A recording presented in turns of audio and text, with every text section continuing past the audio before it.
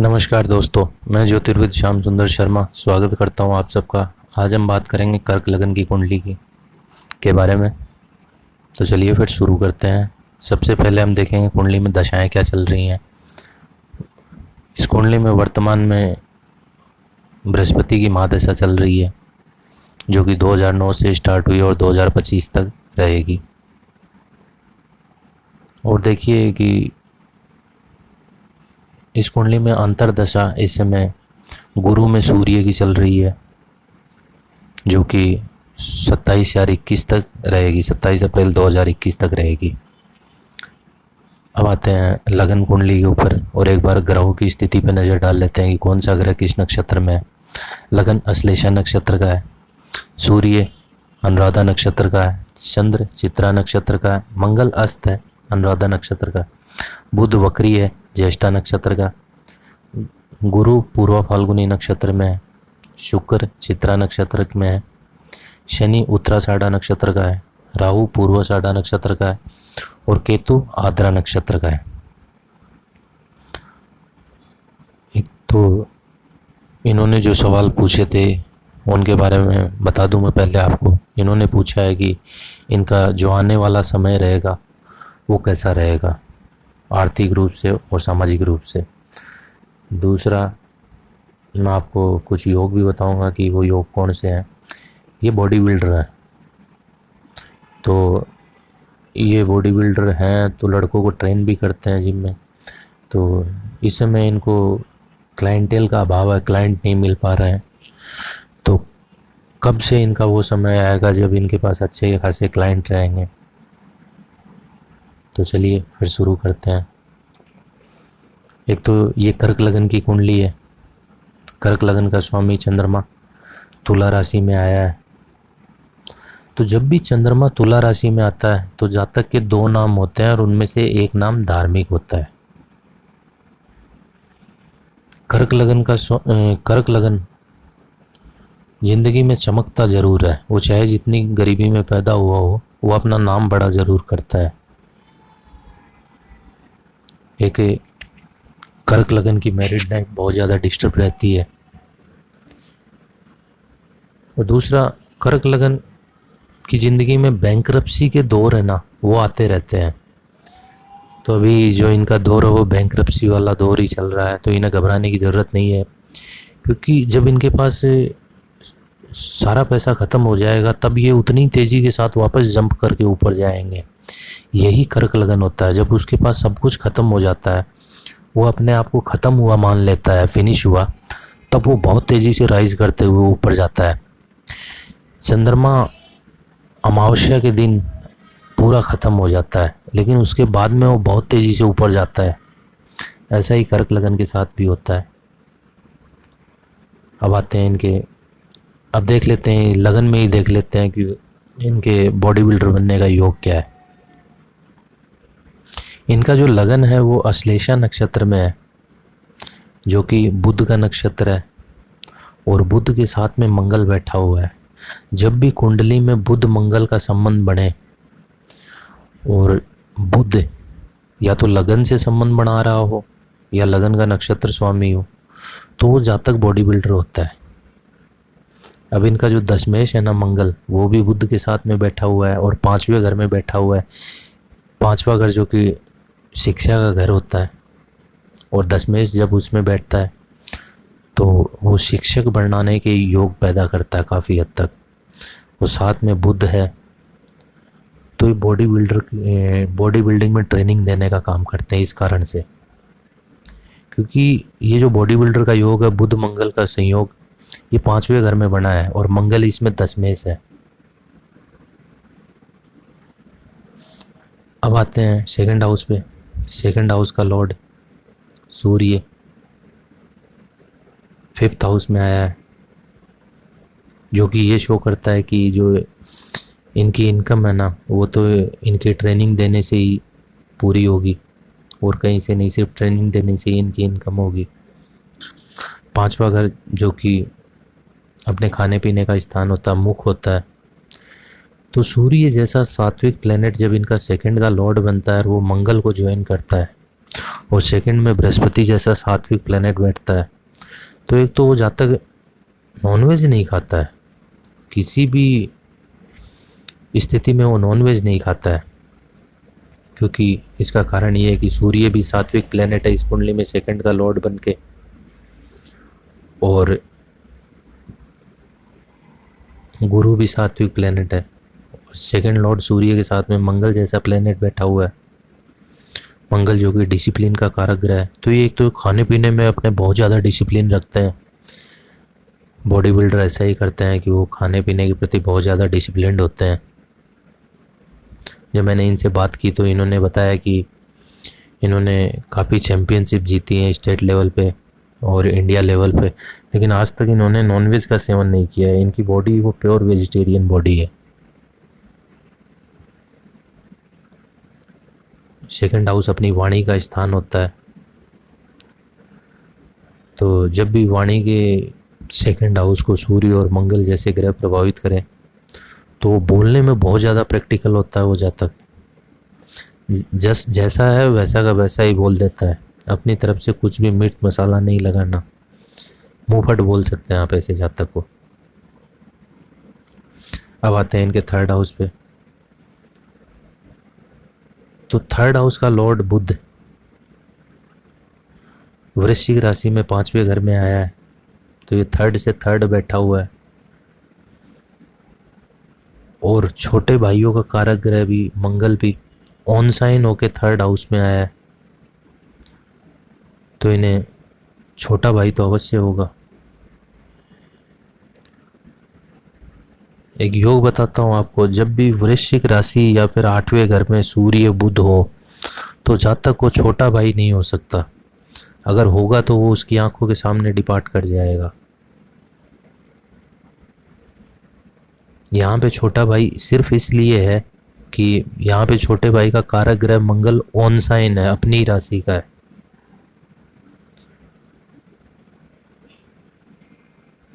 तो एक तो इन्हें अपने पड़ोसियों का सुख नहीं मिलेगा, पड़ोसी इनके बहुत ख़राब हैं, क्योंकि पड़ोसी एक तो थर्ड लॉर्ड बुध और पड़ोसी का कारक ग्रह बुध, दोनों गड्ढे की राशि वृश्चिक राशि में पड़े हुए हैं।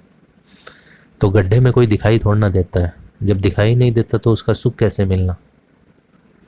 और सूर्य और बुध के पास में कोई एक्स्ट्रा फोर्स भी नहीं है मंगल जैसा, कि मंगल तो अपने घर का है, तो इनके पड़ोसी अच्छे नहीं होंगे। अब आते हैं इनके फोर्थ हाउस पे। फोर्थ हाउस में एक योग बना हुआ है बहुत ही शानदार, एक्सप्लेन करता हूँ उसे मैं आपको। जब भी कुंडली में चंद्र और शुक्र की युति कहीं पे भी हो तो जातक की वाइफ और जातक की माता में बनती नहीं है, दोनों सास बहुओं में झगड़ा होता रहता है। इस कारण से जातक बहुत परेशान होता है। तो इस कुंडली में ऐसा क्यों होता है वो बताता हूँ आपको। चंद्रमा माता का कारक ग्रह होता है और शुक्र नैसर्गिक रूप से पत्नी का कारक ग्रह होता है, और जब दोनों साथ में बैठते हैं तो ये तात्कालिक शत्रु भी हो जाते हैं। तो जब भी ये कुंडली में साथ में बैठेंगे युति करने के लिए, युति के साथ में, तो ये दोनों एक दूसरे के प्रति शत्रुवत हो जाते हैं। इस कारण से माता और इनकी पत्नी में बनती बिल्कुल भी नहीं होगी। चंद्रमा तुला राशि का है, तुला राशि में एक तो चंद्रमा बहुत पावरफुल होता है, और सप्तमे चतुर्थे शुक्र अपने घर में ही मौजूद है ऑन साइन, तो इन्हें माता का तो भरपूर सुख मिलेगा। लेकिन यहाँ पे चंद्रमा एक चीज़ बोलता है, जिसके भी फोर्थ हाउस में चंद्रमा होता है ना, वो जिस लड़की से शादी करना चाहता है उस लड़की से उसकी शादी नहीं होती है। ये लव मैरिज को कैंसिल करने वाला योग है।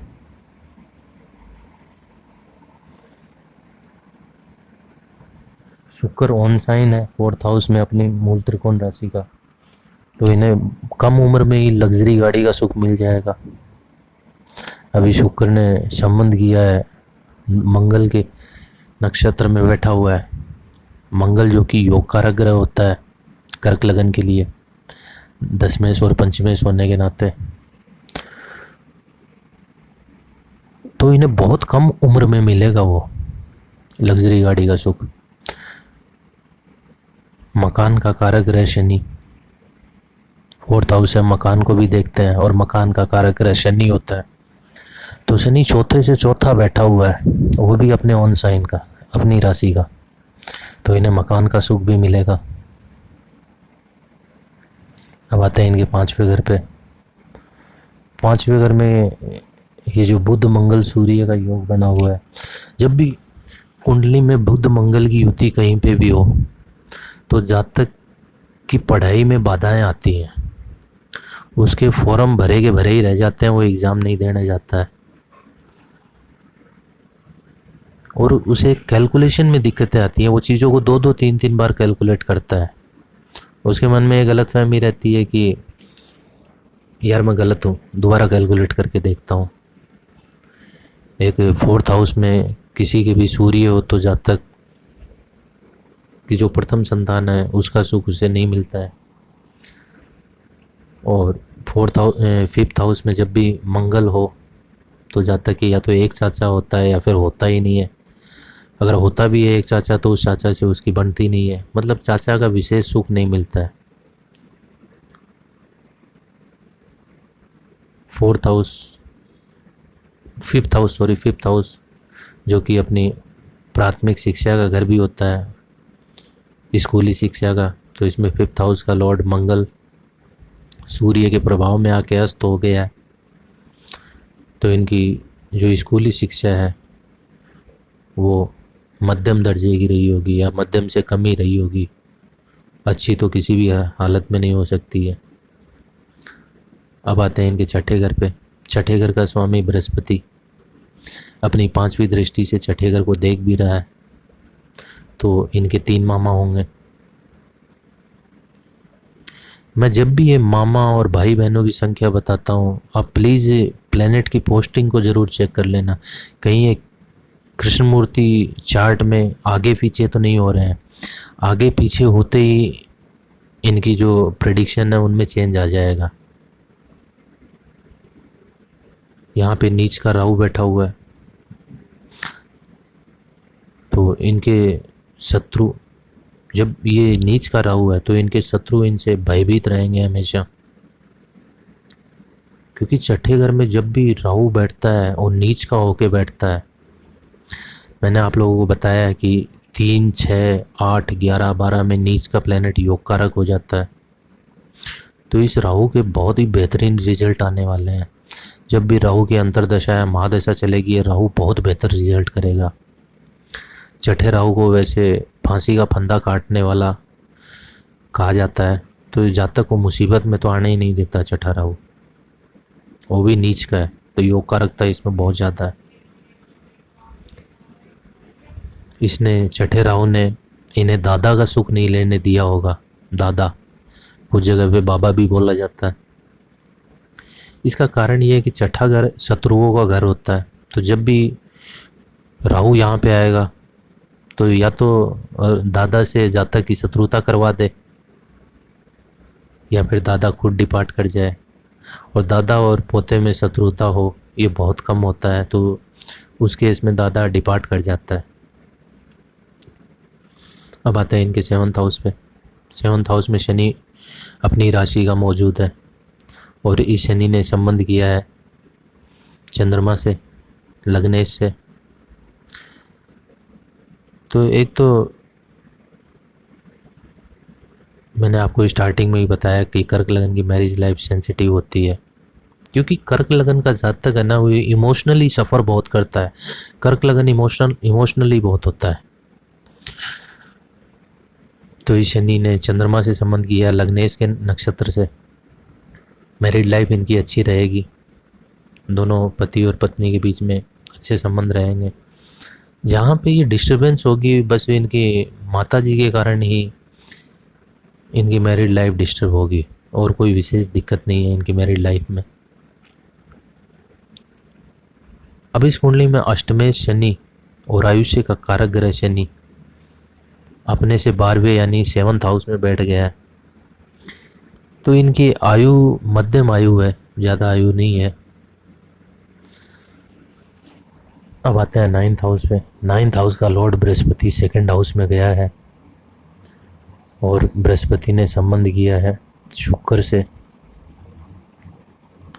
जो कि कर्क लगन के लिए सर्वाधिक पापी ग्रह होता है। और 9th हाउस पे बृहस्पति की कोई दृष्टि भी नहीं है और उससे षडाष्टक योग बना के बैठा हुआ है 9th हाउस से। ये बृहस्पति छठे घर के बहुत फल करेगा, 9th हाउस के न्यून फल करेगा, छठे घर के ज़्यादा करेगा। चंद्र लगन से इनका 9th हाउस लॉर्ड बनता है बुध, और बुध मंगल के साथ में डैमेज हो रहा है, तो भाग्य से इन्हें कोई विशेष सपोर्ट नहीं मिलेगा इस कुंडली को। अब आते हैं 10th हाउस पे। 10th हाउस का लॉर्ड मंगल अपने से 8वां गया है, मतलब कुंडली के 5वें घर में, लेकिन अपनी राशि का है। पिता का कारक ग्रह भी सूर्य है, अपने 10वें से 8वां गया है, लेकिन 5वें घर में सूर्य पावरफुल हो जाता है, क्योंकि कुंडली का 5वां घर, काल पुरुष की कुंडली में 5वां घर सूर्य का खुद का घर होता है, तो पिता से इन्हें अच्छा खासा सपोर्ट रहेगा। 10वां घर जो कि कर्म का भी होता है, प्रोफेशन का भी होता है, तो वो मैंने स्टार्टिंग में ही आपको बताया कि दशमेश मंगल 5वें घर में आया बुध के साथ में, और एक तो इनके बॉडी बिल्डर वाला योग है, तो ये बॉडी बिल्डिंग के क्षेत्र में ही काम करेंगे और विशेषकर ट्रेनिंग देने का काम करेंगे। एकादशेश शुक्र अपने से छठे और कुंडली के चौथे घर में आया है, साथ में लग्नेश और एकादशेश की युति है, इनकम के लिए अच्छी है। और एक योग मैं आपको और बताना चाहता हूँ कि जिसके भी सेकंड में बृहस्पति होता है, तो बृहस्पति कुटुंब का झंडा है ना उस व्यक्ति के हाथ में ही थमा देता है, उसके भाई बहनों को जीवित नहीं रहने, भाइयों को जीवित नहीं रहने देता है वो बृहस्पति, लास्ट में अकेला कर देता है जातक को, स्वयं को।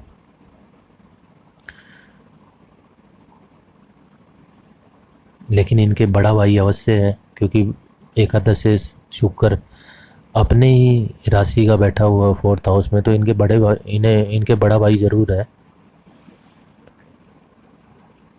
इनकम इनकी अच्छी रहेगी, क्योंकि लगने से युति की है एकादशेश ने। और आगे आने वाली दशा शनि की दशा है, जो कि इनका जो चंद्र लगन तुला है उससे चतुर्थेश और पंचमेश होता है, और चतुर्थ स्थान में शनि ऑन साइन बैठ जाता है चंद्र लगन से। तो आने वाली जो इनकी दशा है शनि की बहुत शानदार रहेगी।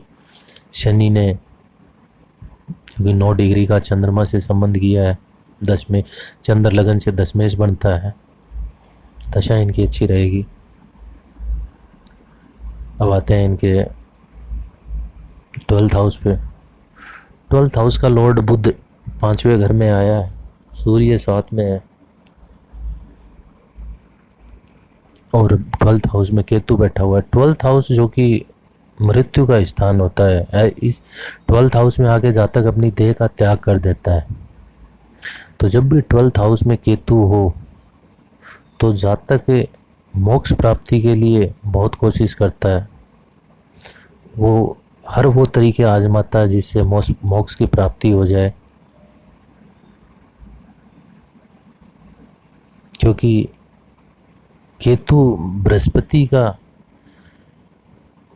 शिष्य है, और मेन केतु को बृहस्पति का एजेंट ही माना जाता है,